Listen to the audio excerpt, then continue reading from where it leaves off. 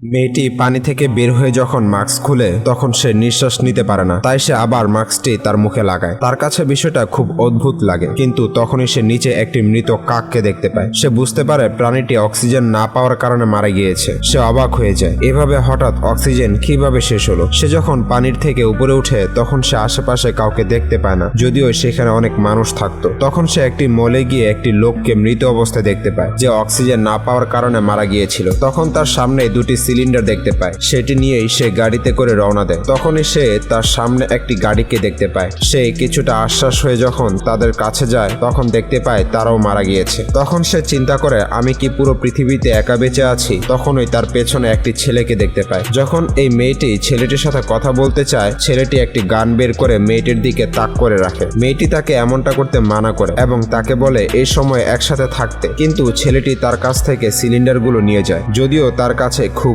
কম oxygen আছে। সে পাশের একটি হাসপাতালে যায়। সে সেখানে গিয়ে পুরো হাসপাতালের ছড়িয়ে থাকা মৃতদেহ দেখতে পায়। হঠাৎ সে একটি রোগীকে দেখতে পায় যে অক্সিজেনের মাধ্যমে এখনো বেঁচে আছে। তারা কি পারবে বেঁচে থাকতে? এর পরের ঘটনা সম্পর্কে জানতে ভিডিওটিতে লাইক দিয়ে সাবস্ক্রাইব করুন আর কমেন্টে লিখুন পার্ট 2।